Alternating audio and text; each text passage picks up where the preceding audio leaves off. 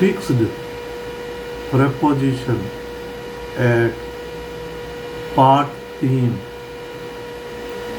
कुछ क्रियाएं verbs ऐसी होती हैं जिनके बाद निश्चित रूप से at preposition का ही उपयोग किया जाता है। फॉर एग्जाम्पल, एनरेज एट में ना किसी पर क्रोधित होना,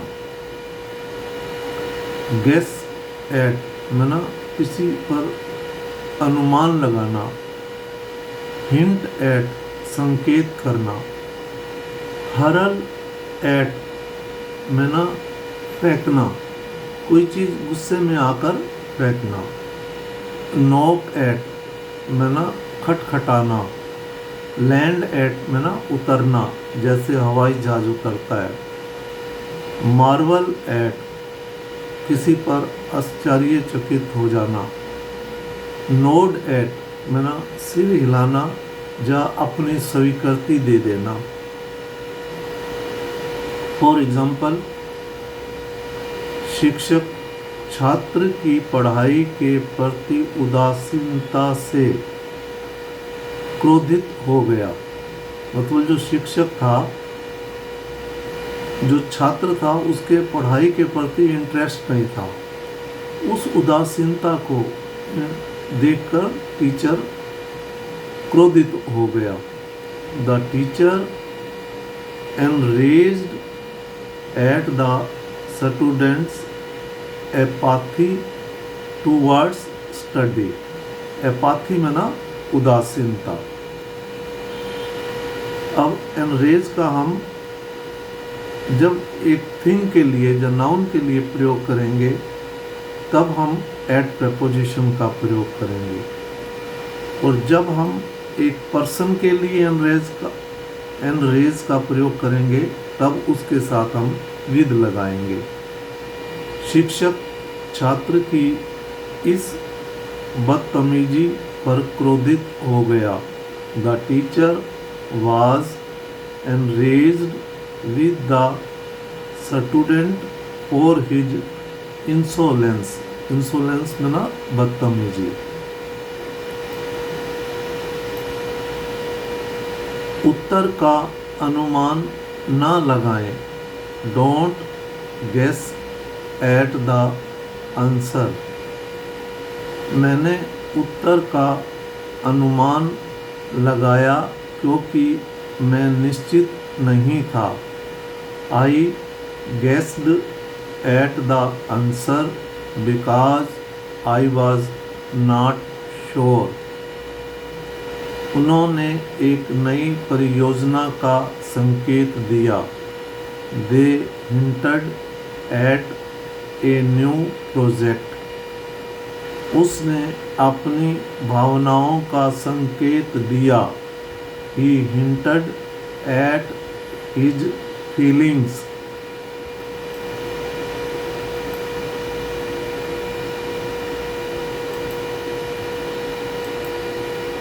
भीड़ ने पुलिस पर पत्थर फेंके।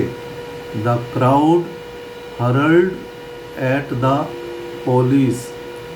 उसने गुस्से में मुझ पर एक किताब फेंकी।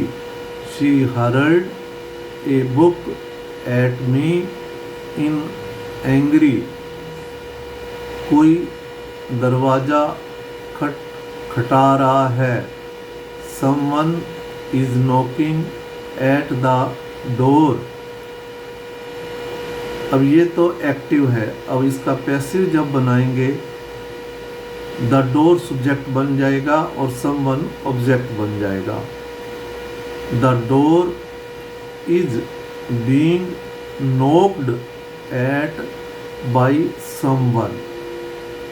जिनके साथ प्रपोजिशन वर्ब्स के साथ निश्चित होती है, हम पैसिव वॉइस में भी लगा सकते हैं। अब the door is being knocking at by someone, ये पैसिव वॉइस का वाक्य है। इसलिए यहाँ पर वर्ब की थर्ड फॉर्म का प्रयोग किया गया है। प्रेजेंट कंटीन्यूअस टेंस का पैसिव वॉइस, पहले ऑब्जेक्ट का सब्जेक्ट, फिर इज़-एम-आर, फिर बीइंग, फिर वर्ब की थर्ड फॉर्म, फिर जो सब्जेक्ट होता है जिसके द्वारा वो काम किया गया है बाई लगाकर जो सब्जेक्ट वो ऑब्जेक्ट बन जाता है।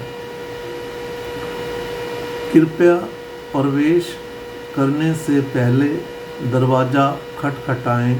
Please knock at the door before entering. अब बिफोर जो है एक प्रेपोजिशन है और प्रेपोजिशन अपने बाद नाउन लेता है। एंटर जो एक वर्ब है, जब हम उसको नाउन बनाते हैं, एंट्रिंग ये एक जीरन बन गया और जीरन एक नाउन का काम करता है और प्रेपोजिशन हमेशा अपना ऑब्जेक्ट एक नाउन ही लेता है।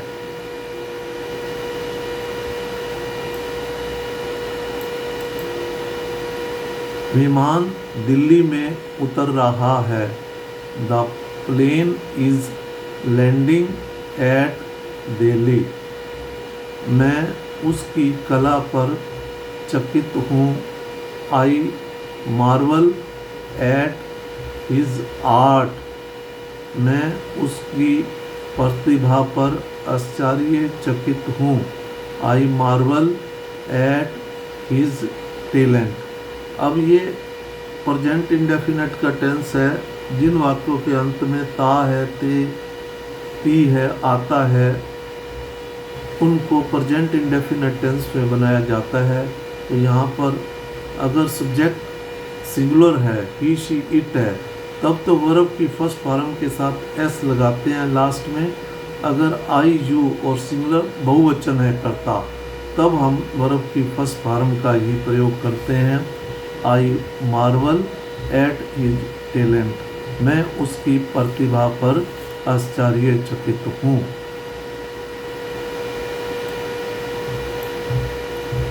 शिक्षक ने छात्र के उत्तर पर सिर हिलाकर संकेत दिया कि ये सही था। The teacher nodded at students answer indicating it was correct. उसने ऊपर देखा और मुझे अंदर आने के लिए सिर हिलाया। He looked up and nodded at me to come in. उन्होंने एक दूसरे की ओर सिर हिलाकर अपनी योजना की पुष्टि की। They nodded at each other, confirming their plan. अब nodded एट मना सिर हिलाना, जब अपनी स्वीकृति देना, जब पुष्टि कर देना। उन्होंने एक दूसरे की ओर सिर हिलाकर, दे नोडेड एट ईच अदर, अपनी योजना की पुष्टि की, कन्फर्मिंग देयर प्लान, उन्होंने अपनी योजना की पुष्टि की। तो इस प्रकार की वर्ब जिनके साथ एट प्रेपोजिशन का निश्चित रूप से प्रयोग किया जाता है, कृपया जब भी ऐसे वाक्य आए उनमें एट प्रेपोजिशन का ही प्रयोग करें। आपसे नम्र निवेदन है, इसमें कोई त्रुटि है तो कृपया कमेंट्स करें। अपने जान पहचान के बच्चों को जो दूर दराज ग्रामीण इलाकों में रहते हैं, वे बच्चे बहुत होशियार होते हैं, उनको अपनी तरफ से विद्यादान के रूप में इस वीडियो को ज़रूर शेयर करें। जय हिंद।